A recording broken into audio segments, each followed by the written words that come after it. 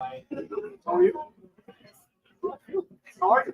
Good to see you. Hey, you. She did that. How many people? My name.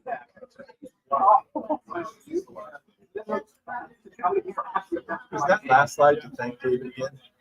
Hey, good job.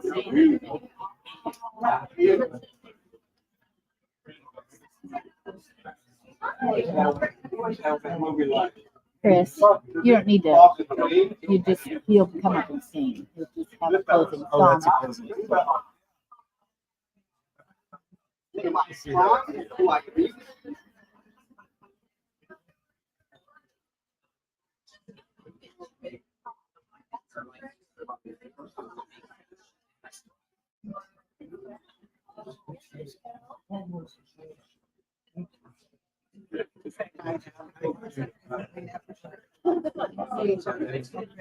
I know.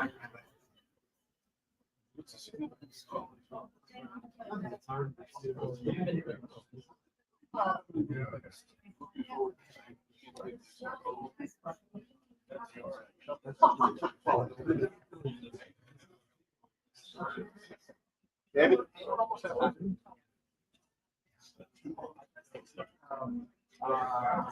Yeah. Song.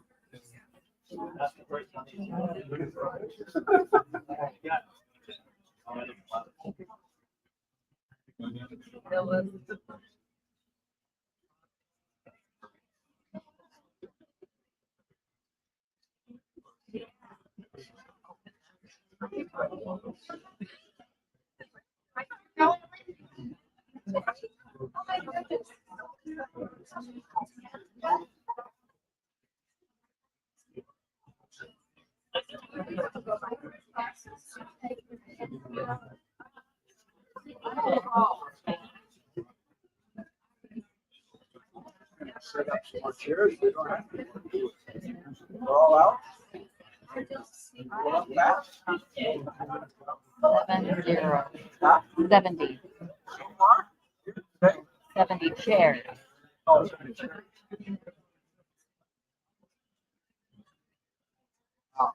yeah. Getting 50 or 60.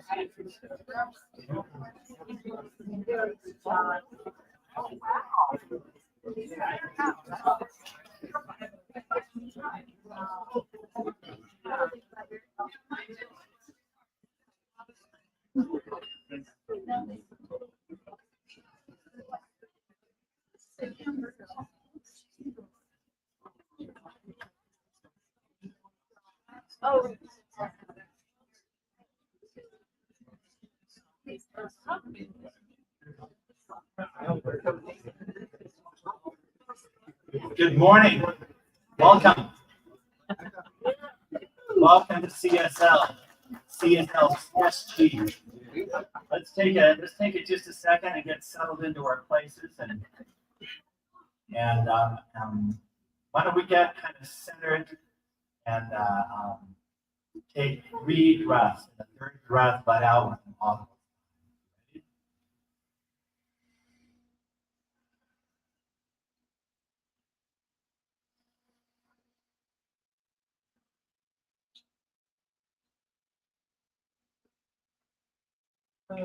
Ah.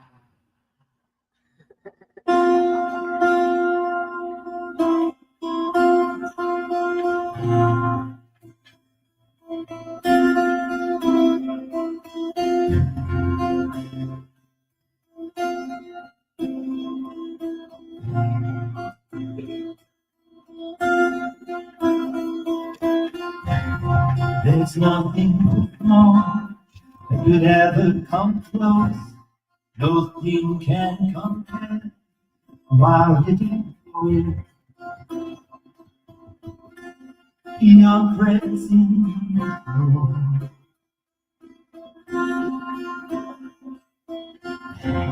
I've tasted and seen the sweetest of love. My heart becomes free, my shame is undone. In your presence,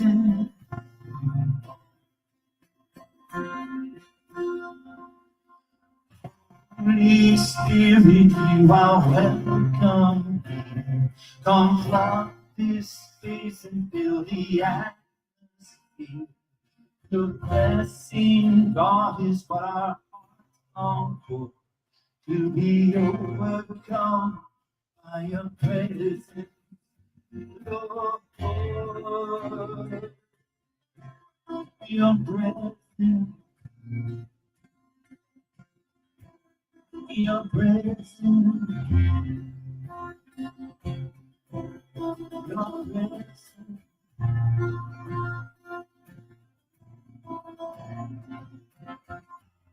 You followed me down to the depth of despair, where my mind beats relief, and my heart beats repair.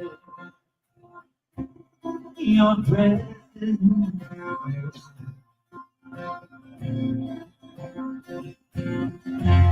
you reached out to me when I felt all alone. You set my soul free, and you guided me. Your presence,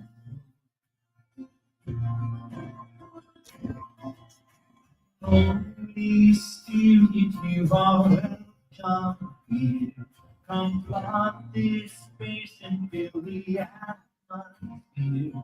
Your blessing, God, is what our hearts long for. To be overcome by your presence.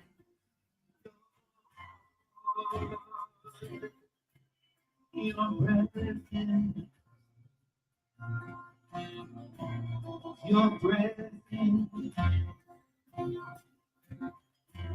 your presence.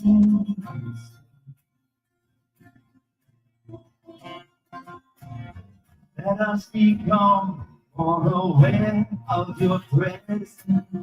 Let us experience of your goodness. Let us become more aware of your presence. Let us experience the blessing of your goodness. Your presence, your presence, your presence.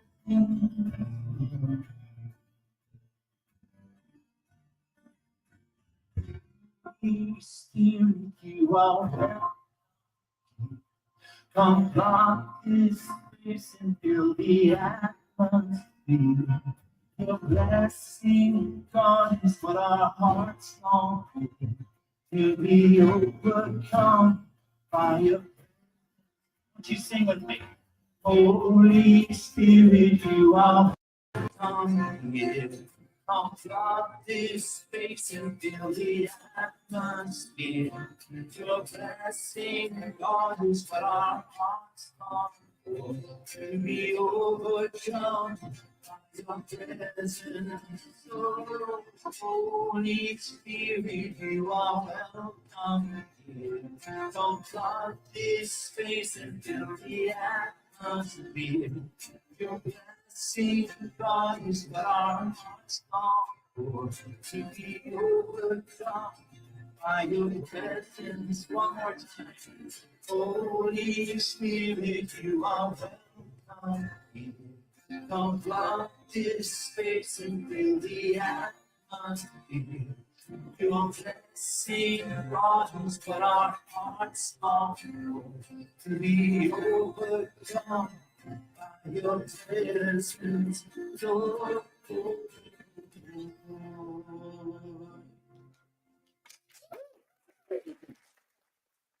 David Jorgensen, everyone. a round of applause, please, for our guest musician. Thank you, David. Thank you. Much appreciated. This is what it means to serve, ladies and gentlemen. Thank you so much. And welcome to Centers for Spiritual Living, not just SG, but St. George. So welcome. And I'd like to start out by welcoming anybody who's brand new here for the first time. Would you mind, if you're not too shy, raise your hand so we can welcome you?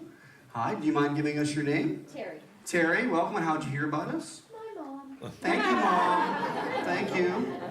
I saw some other right there. Let's go on the end there, sir. I'm Spence, and we're friends with Dave. Friends with David. I'm going to assume there's a number of friends with David today. Awesome. Thank you for showing up. And down the row? I'm Amber. Amber. I'm with Sven. You're with Spence. Okay. Well, you count too, Amber. Everybody counts here. Next to Amber? Ann. Ann. Friends with Dave. Rob. Friends of Dave. I want to get in that club. Yes, ma'am. Right next to Rob? Linda. Linda? Friends of Sue. Sue. Okay. Fulmer, our practitioner. Awesome. And you, sir? Terry, friends of Sue. Thanь you. Thank you. Where's Sue? Bud Schmidt, I'm with Cindy. Okay. So you're not with Dave, you're with Cindy. You But know, I'm with Dave. put that Of course you are. Of course, this is like 1 degree of separation at this point. Anybody on this side? I don't want to ignore anybody. Well, sir, right there. Dan and Jeannie, and we're here. With Dave. And behind? I'm Linda. I'm with Dave, but other friends here too. Well, welcome. So instead of having somebody walk up and down the aisles, just so you know, we usually hand out a Signs of Mind magazine, an older one. It has readings and articles and kind of shares what we believe in that. So if you're more than well on the way out, please help yourself to one of those. Okay. Did we cover it all? Yes. Welcome. So I'm Reverend Joe Kovach, and I am from Buffalo, New York. So I'm representing my Bills, who, thank you God, cannot play today, which would be playing right now because of why? Snow. So, and they're getting the El Nino, which is really weird weather when you're in Buffalo. So, got some friends I got to call later, make sure they survive that. So, representing. Well, we did the welcome. We thanked you. And now we're going to go into what we call our Flames of Faith ceremony. Are you ready, young man? I do want to give a shout out to my wife and my daughter, who are usually here, but my daughter is now on a travel team for volleyball. They're in Mesa, Arizona, playing a tournament, her first tournament ever. So we're wishing them luck. Okay. So let's, no reverb. Okay. Let's take another collective deep breath together, shall we? Just let it out slowly. Perfect. So we perform the Flames of Faith ceremony to promote the universal consciousness of life, which acknowledges that all people and all things, all beings, come from one great universal presence, which we call, among other things, spirit. We first light the unity candle, which represents the unifying nature of all religious thought and experience, which we honor here today.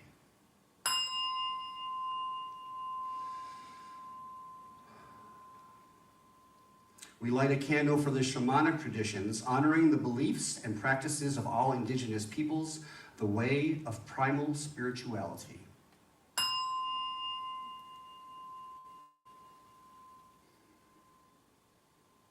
We light a candle for Hinduism, honoring the path of knowledge, action, and devotion.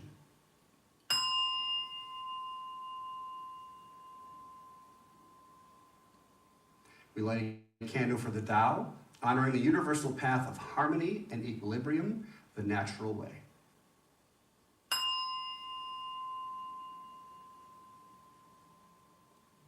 We light a candle for Judaism, honoring the ethical path of living by sacred law.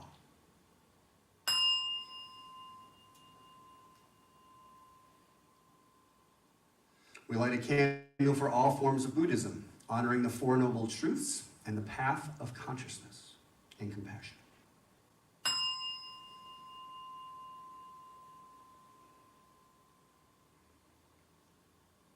We light a candle for Christianity, honoring Christ consciousness as the path of love.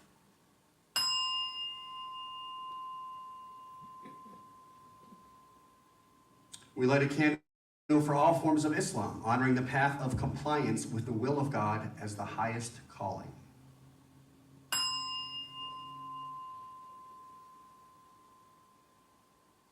We light a candle acknowledging religious science and all forms of new thought, the metaphysical path of mental healing through the practice of universal spiritual principle.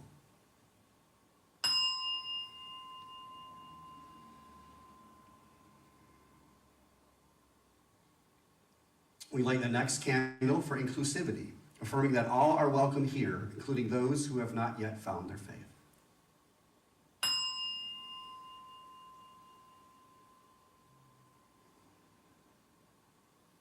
We now light the candle for the healing candle and invite you to silently offer into the light the names of loved ones, knowing that they are now the perfect expression of Spirit's eternal wholeness and love.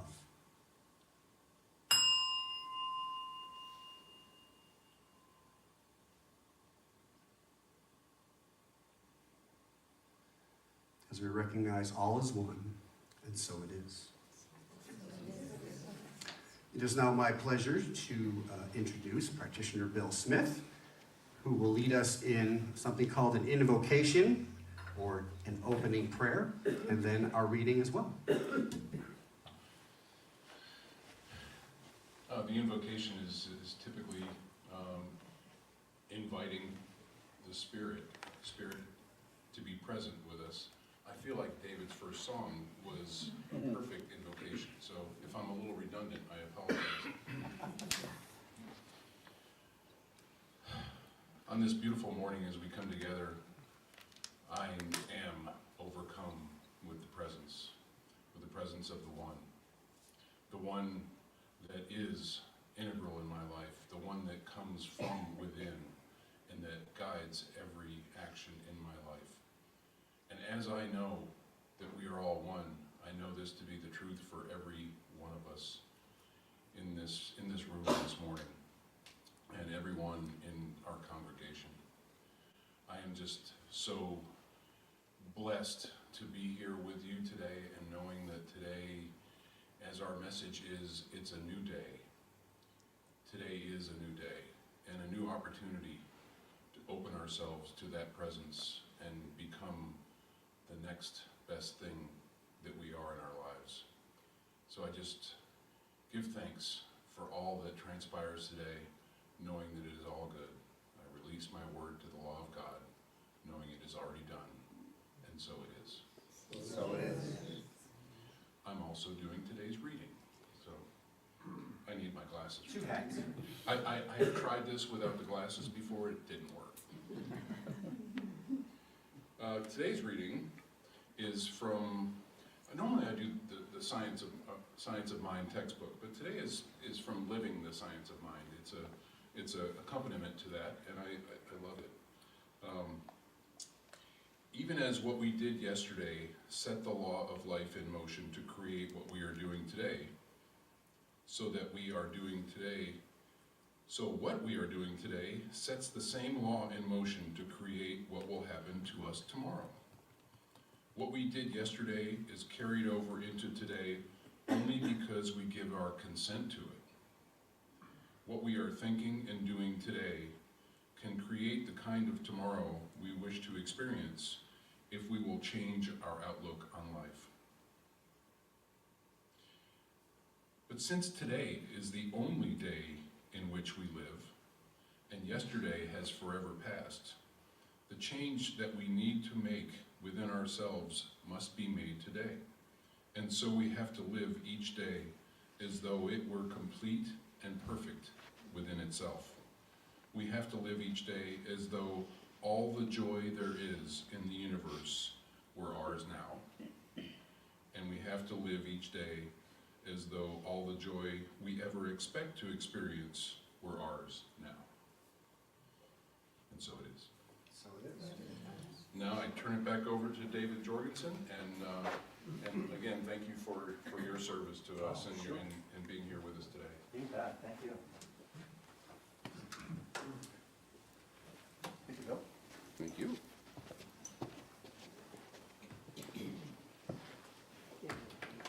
When Reverend Joe told me about what today's theme was.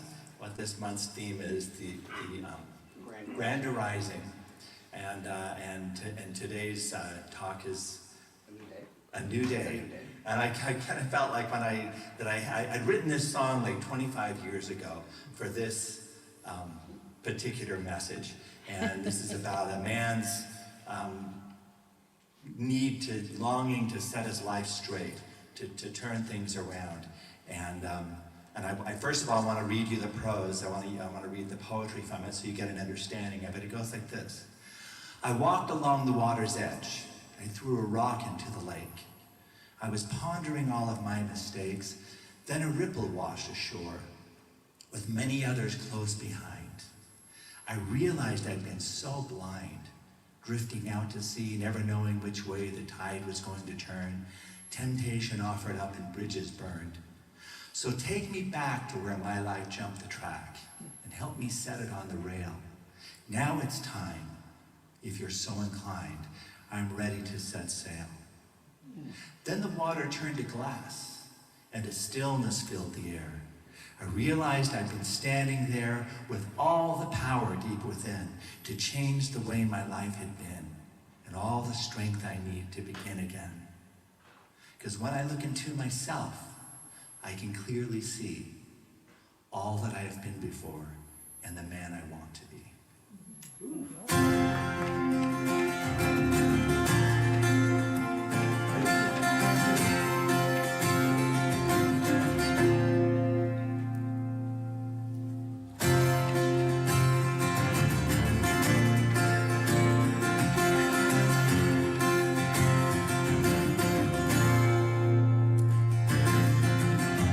Walked along the water's edge.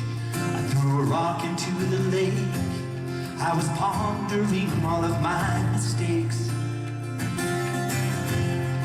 When a ripple washed ashore, with many others close behind, I realized I'd been so blind, drifting out to sea, never knowing which way the tide was going to turn. Temptation offered up and bridges burned.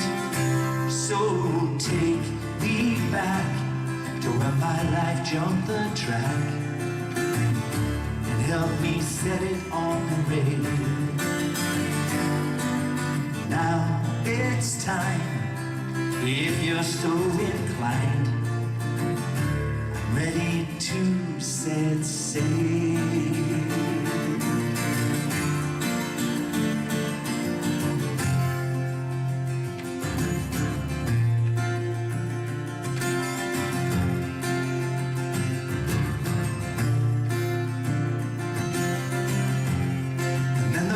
Turned to glass, a stillness filled the air.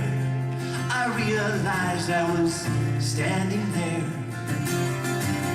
with all the power deep within to change the way my life had been and all the strength I need to begin again. Drifting out to sea, never knowing which way the tide was going to turn. Temptation offered up and bridges burned. So take me back to when my life jumped the track and help me set it on the rail. Now it's time, if you're so inclined, I'm ready to set sail.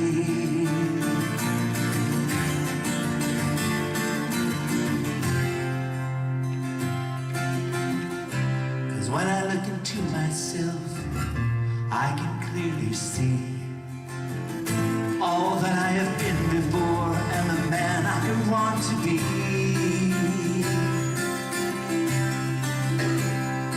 Drifting out to sea, never knowing which way the tide was going to turn.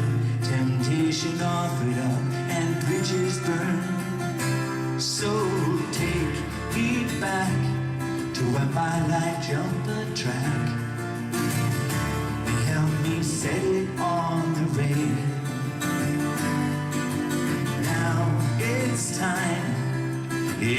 so inclined, I'm ready to set sail.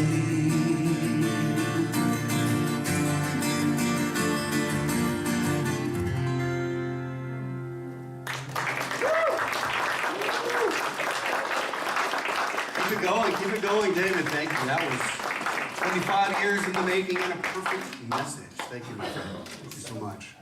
Much appreciated. That was beautiful. I guess we'll just keep it there.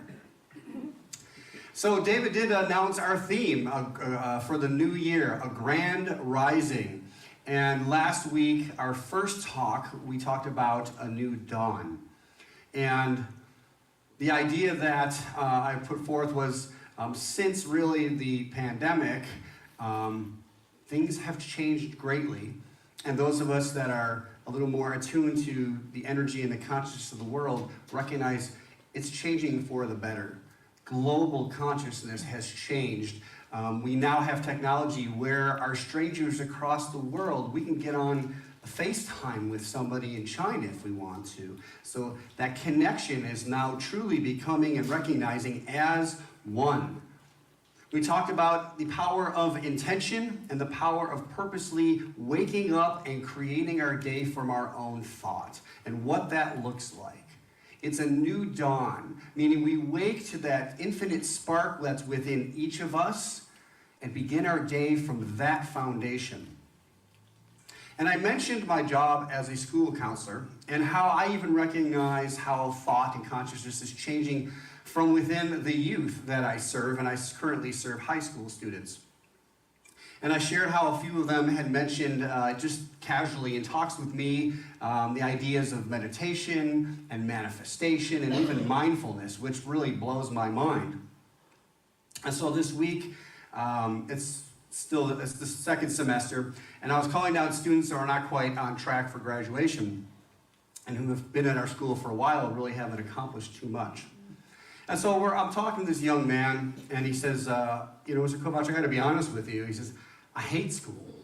He says, I don't really like it. I know my dad wants me to graduate. I know it's kind of important, but where I am right now, it's not. I know I want to be a tattoo artist. I'm really good at it. And that's just, it's hard for me. It's a struggle for me. And so I said, well, okay, I can support you in that, recognize that as your academic counselor, I still kind of have to push the fact that I want you to graduate on time, and maybe we can talk about that.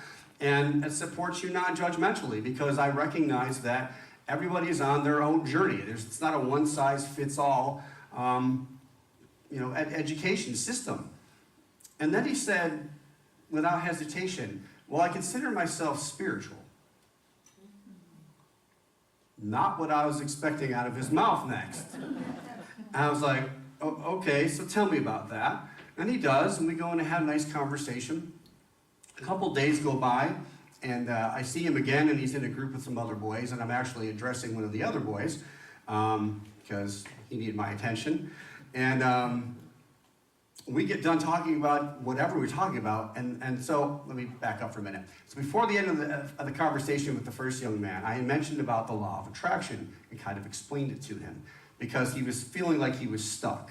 And so I was talking to him about simply becoming aware of what you're aware of, and if that's not where you want to be and you recognize it is not helpful, don't just stop it, but I want you to think about what you want instead. So now, back to present times. He's standing there, we're having a talk, and let me just say that these are the type of kids that are hardcore. So I get done talking to the two young men, and he shouts out, Mr. Kovach, I did that law of attraction thing. And now the other two guys are like, what are you talking about, law? He's like, you're on probation? And he's like, no.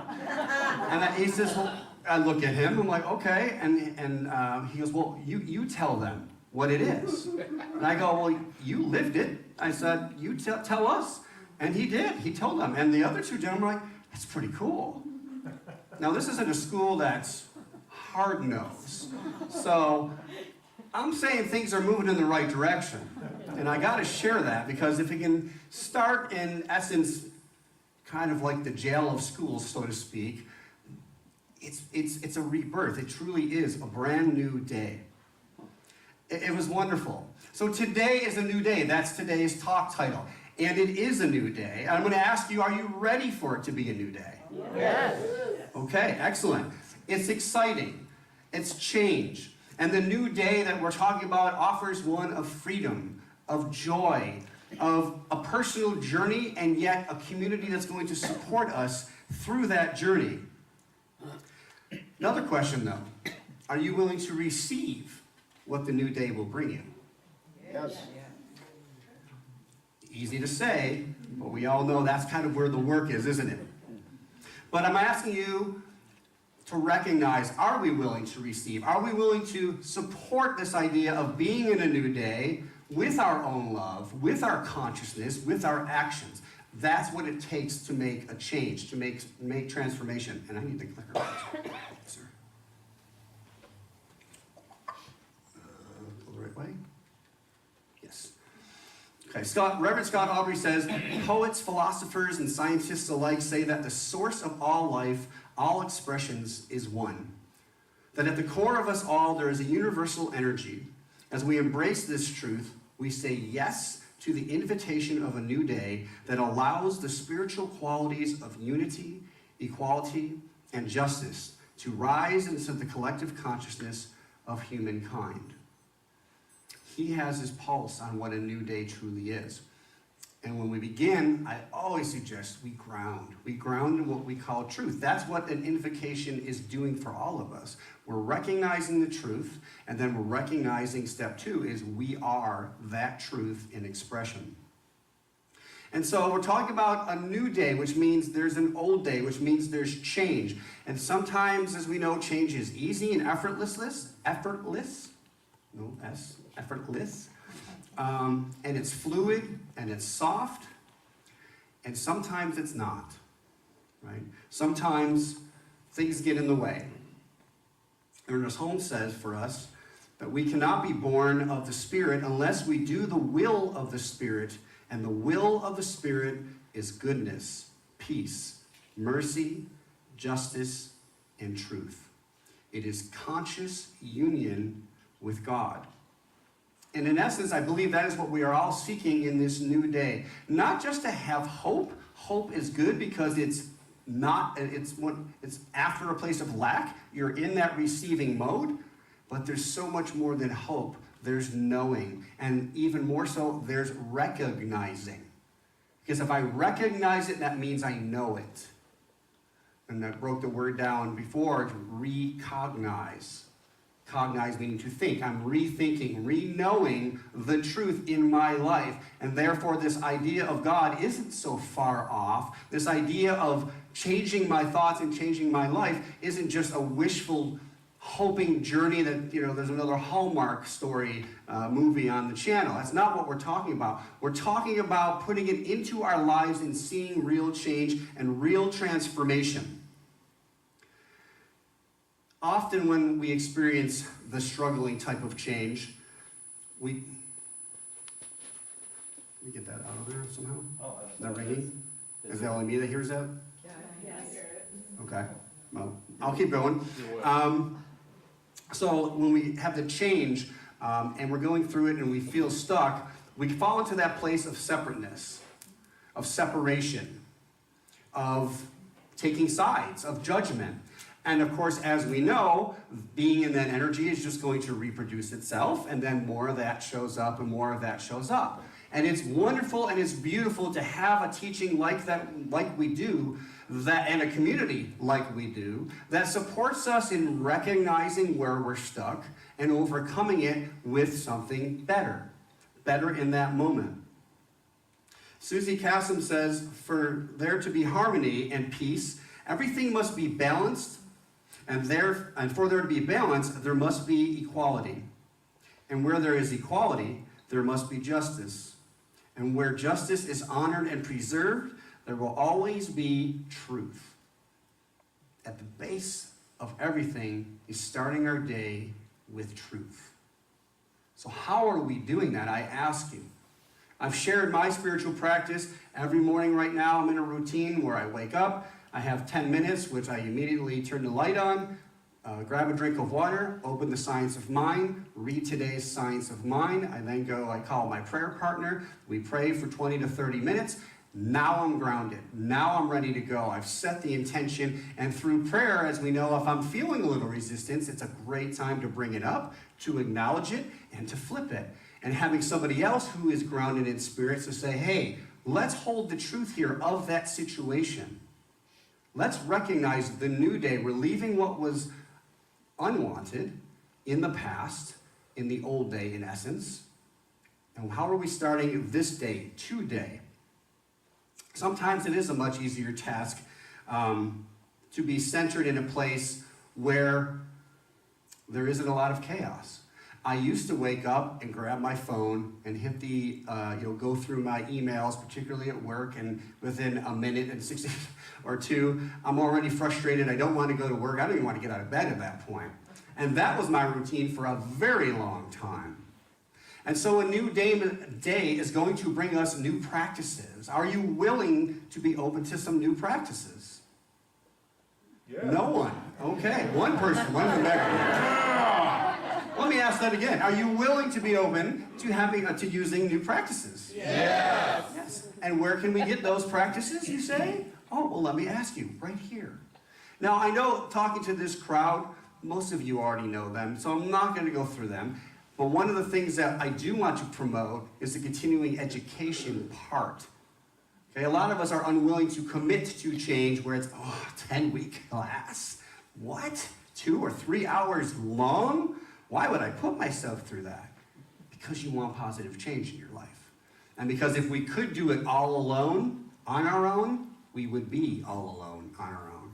But we're in a community because we need that support. And I don't know about you, but even as the teacher, because it's a lot of time and effort, at the end of every class, it's so rewarding. It's just like my day going in as a counselor. You know, it's a lot of effort sometimes because I deal mainly about 99% of the negative side of life for my students. But when they leave, when you're able to show them that new day is theirs to take, it's not a pipe dream. It feels so amazing, and that just inspires me. So I know that when you participate in your own spiritual practice, you do them because, again, that spark of the new dawn is there just waiting to be ignited. I believe we're on, I almost lost my way here. Yes, Rumi quote of the week. He says, forget the nonsense of there and here, race, nation, religion, starting point and destination. You are soul and you are love. What if we woke to that for the next week and then just contemplated what that means? You are soul. We are an individual soul of the divine, and yet we are within the energy of the divine because we know that everything is. There cannot be anything outside of the energy, the life of the universe, of source. So we must be like that which has created us and is supporting us and sustaining us. Why? Because we are it. Why would it ever cast something out? Dr. Reverend Raymond Anderson, who has spoken for us as a guest speaker, and he's my mentor. I was reading an article that just happened to come up, and within it he talks about spiritual bypass. I'm going to read it first and then I'll explain it. He says, spiritual bypass and spiritual malpractice are running rampant in many centers and churches simply because people do not want to engage in the challenging and courageous conversations. So spiritual bypass is when something is coming up in my life and I go, it's all good. It's all God, perfect. And we don't really look at it. We don't take responsibility for our relationship to that, especially when we feel that resistance come in. I really can't stand my neighbor, but it's all good. And then I go talk about my neighbor, right? And so I'm never going to promote that. What I'm going to promote is awareness and radical responsibility. And yet, I'm not going to judge it when I hear it, because I know I still do it at times. And it is a practice to be radically responsible for your own thoughts and awareness. So we're not talking about just glossing over, and I did it for a long time. Matter of fact, one of my passwords was, it's all good. And yes, it is, good with a capital G. And what's my part in promoting that good, in recognizing that good as me and as you. Dr. Martin Luther King, Jr., he says, the ultimate measure of a man is not where he stands in moments of comfort and convenience, but where he stands at times of challenge and controversy. So obviously, tomorrow we celebrate his legacy. And he was an amazing cultural icon. You know, we honor him and the fact that how he served. And when he served as positive, you know, there are a lot of quotes from him. But I want to recognize, too, that as much as his impact is revered, he was a very controversial figure in that time that he lived. And he held the truth. How dare he believe that peace could come about without force? And he was a living example of that. He truly understood the theme of our year is a grand rising. He understood that. He understood it was going to take a lot of energy, and I'm going to guess that he understood it probably wasn't necessarily going to come to fruition in his lifetime, but he was willing to serve the cause, the purpose, the vision that he held. I had the blessing of going to Washington, D.C. 4 years ago, I think it was.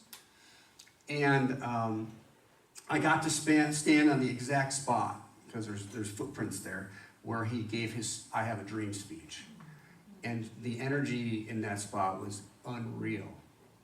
Unreal. And I just visioned standing there. I mean, I don't know about you, I don't care how confident I was, but to stand out and talk to however many thousands of people, and they're all focused on your word, that takes a lot of courage.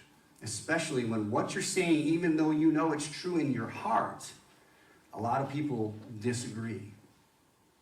Now, if you're a practicing religious scientist, that means a lot of people, when you go, oh, and you can show them, you can literally hand people the key to their problems, and they will deny it with the next thought or word that they say. And our job is to love them through that. Why? Because I know at some level I'm doing the same thing somewhere. And so I want somebody to be kind with me as I'm moving through that change of a new day, that energy of a new day, and what it feels like, because it can be darn uncomfortable. Again, thank God we have a blessed community that we have to support us. And our community is worldwide. I'm not just talking about St. George. We have centers in Ukraine, and they're still operating. And they don't call them centers there. They're not allowed to. They call them teaching chapters or whatever they could do. They're not even allowed to be called ministers. But that minister is willing to give up the title to share the truth. And they're packed. And there are people that want this news, that we matter. That not only do we matter, that we have value and are worth it. And not only that, but the same power that creates this entire universe that we talk about is within us. And if we open to it, it will express through us with ease. And that's not a pipe dream. That is real change that is happening now. Martin Luther, MLK, I'm just calling for short, he says, I am convinced that people hate each other because they fear each other. They fear each other because they don't know each other. They don't know each other because they don't communicate with each other. They don't communicate with each other because they are separate from one another. If we're going to heal anything, that thought, that vibration needs to be healed. That it's not me and the other. Yes, they are an individual, but we are all, in essence, on the same team. We're trying to get to the same places, in essence, in different ways, and that's okay. And we need that support, and he understood that. We have to, and this started with the pandemic as well, as having some of these difficult conversations, spending time to honestly look at our biases and our prejudices, because we all have them. They're not evil. But if we don't, again, if we just spiritually bypass and go, but I'm a positive person, I would never harm a soul, etc. But just through where we grew up, we're going to have those situations. Again, it's part of life. So let's look at it. It's like walking around with a thorn. This is an example from Michael Singer's book. And, you know, we recognize the pain early on, so we just start padding it up. And we pad it up. And then we forget about it. And this pain is there our whole life. And it's waiting to be healed. And that's the new day we're talking about. That's the grand rising we're talking about. It's literally waking up and knowing who you are, knowing what you are, and knowing how best for you to serve. That is a glorious new day. And we get there by practice. That's why I brought it up earlier. What are we simply doing? Not just saying, I can read 1,000,000 books. How am I putting this into practice every day?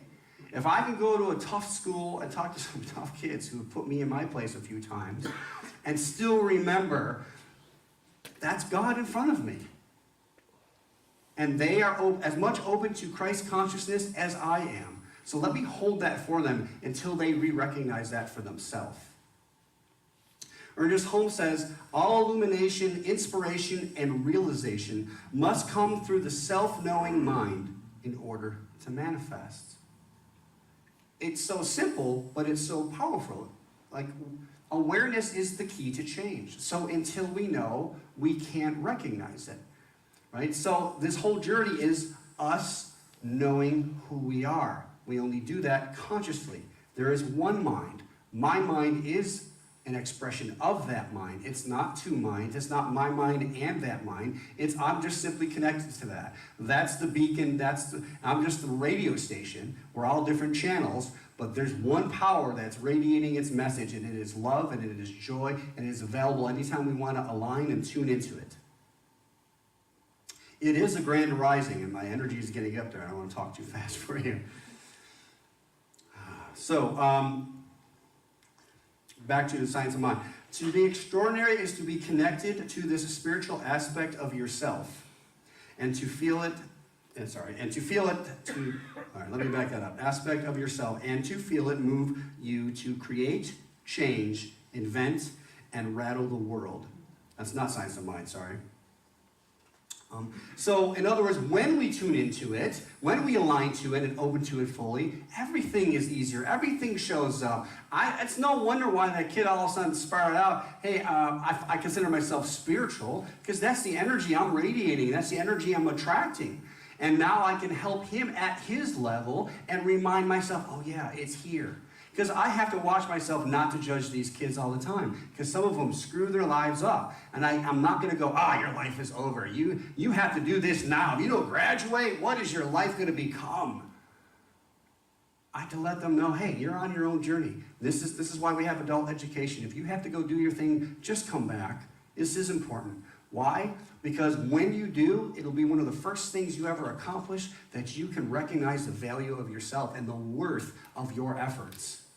Yes, it's just a piece of paper that says you graduated, but it's so much more. That inspires them. That ignites them. So I mentioned last week that January is usually the month where our centers go back and through principles. So I just want to share a couple that are relevant to today. This is kind of, if someone asks, what do you believe in? This is a list that Ernest Holmes created of what we believe. And they're not in any particular order. So the first one I want to share is we believe in the individualization of the Spirit in us, and that all people are individualizations of one Spirit. That's what I've been sharing. That's what I've been talking about. I make it a practice to constantly recognize everyone I meet and look out as a reflection of the divinity. Yes, unique, but no different, no less in any way, shape, or form. That same spark that ignites me, ignites you, ignites on and on and on. In your song, you talked about the ripple effect, right?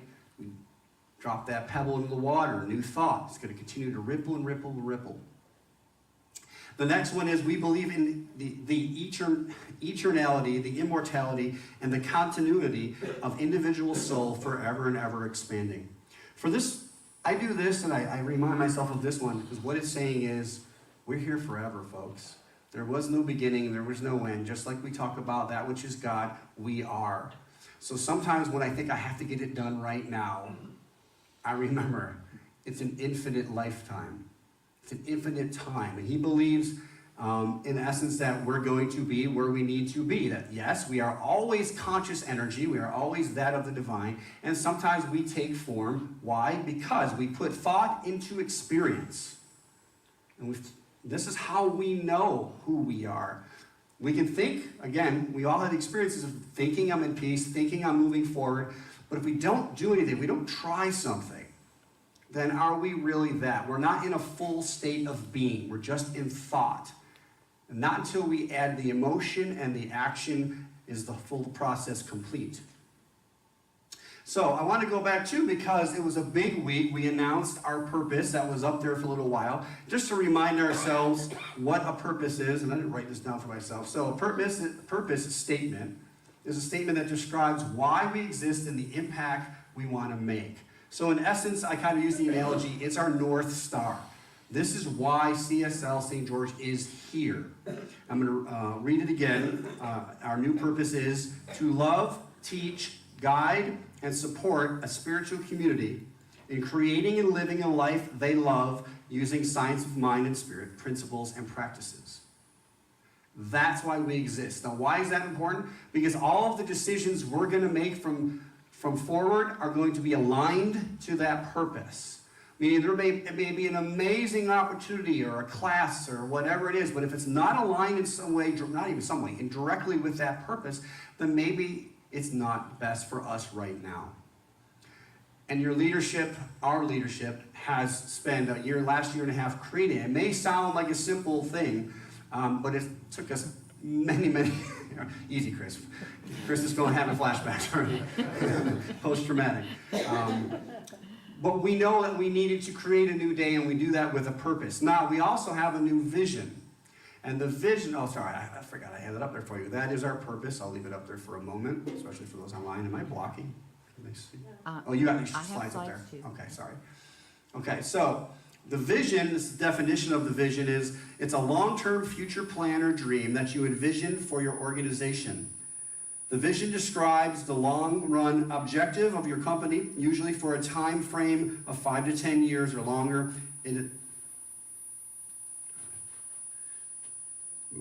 It essentially envisions what the future of the company should look like and incorporates that via strategies, which we'll talk on in the future, which are our missions. So, what is our new vision, you may say? Here it is.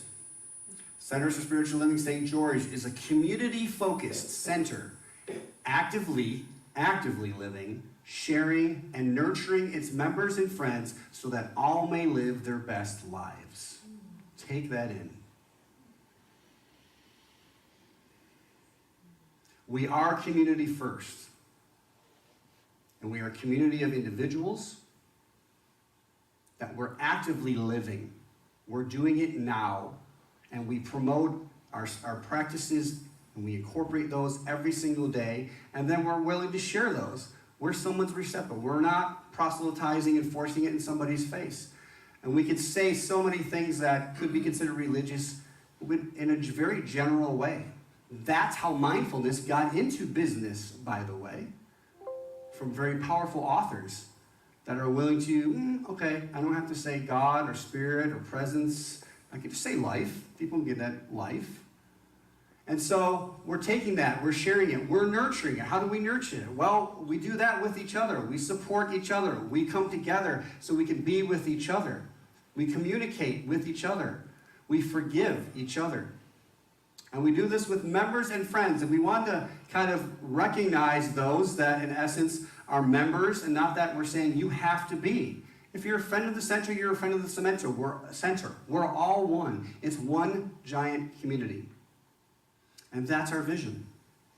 And so I'm going to ask you now, as you've taken it in, are you willing to take a step to evolve from this new vision that we've created? Yes.